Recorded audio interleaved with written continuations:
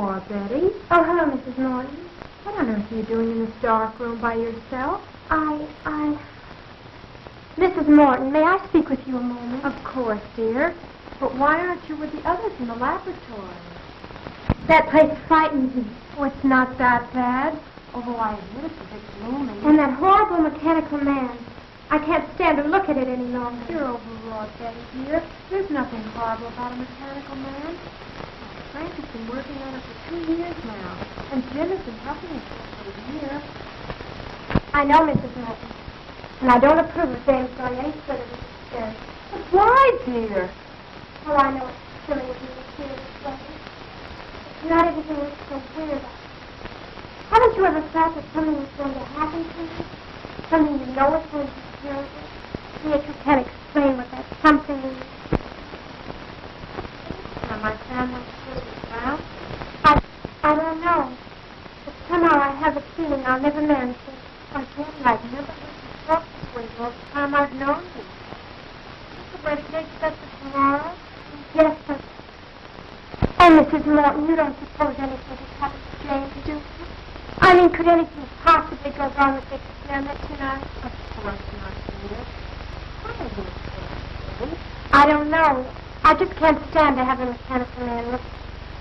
I have a feeling it has its blood. What's absurd? It's just a girl that knows school. There's no power to think what's for. I could swear I've seen it look at me with evil in its eyes. Almost as if it was sneering. That's what the place has for me. Well, I'll go back to the room. Yes, thank you. What's the matter, child? You're trembling.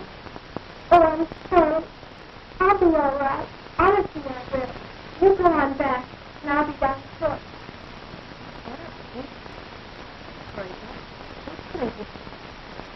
I'm sorry, Mrs. Morton. I'll be my brother. You go in. That's it. Lie down. Oh, Jim, what am I going to do? What am I going to do?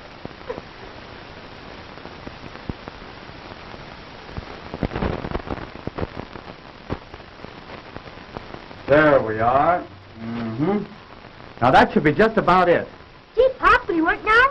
I hope so, son. Oh, Uncle Frank, are you going to make him walk? Yes, in a few moments, Janet. Oh, I'm so excited. Good. Will he be able to talk too, Uncle Frank? Of course not, silly. Uncle Frank told you that 20 times yesterday. No, Mary's right, Janet. You see, this is just a mechanical man. He won't be able to talk. That's about the only thing he won't be able to do, though, Janet. You're right, John. The doctor's mechanical man will be able to do about everything a human being can do, except talk.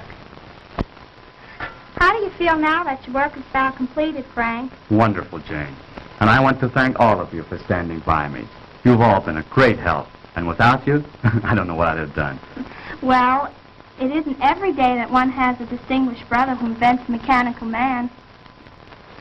And I certainly appreciate the opportunity you've given me, Dr. Morton, by allowing me to assist you in the experiment. That goes for me, too, Dr. Morton. Well, I've learned more in the past month than any of my college classes taught me. You're all very kind. But our work isn't finished yet. We still have a few more things to do. And then we'll all know whether our time has been wasted or not. I'm afraid Betty doesn't share our enthusiasm for the mechanical man, Doctor. Yeah, and she was crying when she left. How do you know? I saw her and she had her handkerchief up to her eyes.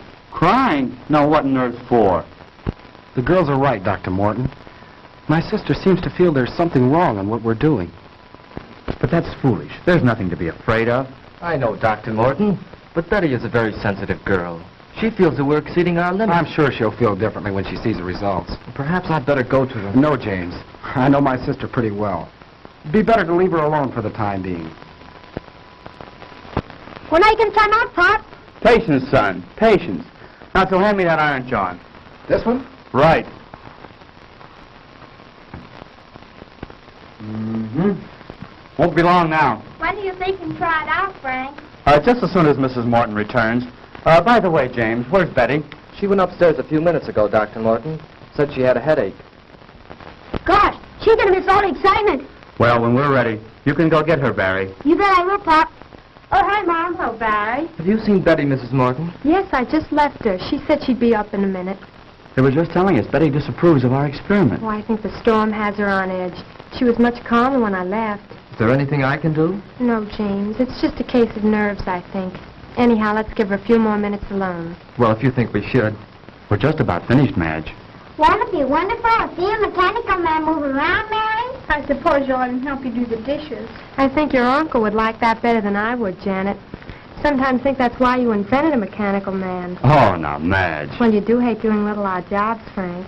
Well, if Frank's experiment is successful here tonight, none of us will have to worry about any odd jobs again. I can't say that I'd mind having a mechanical man in my business.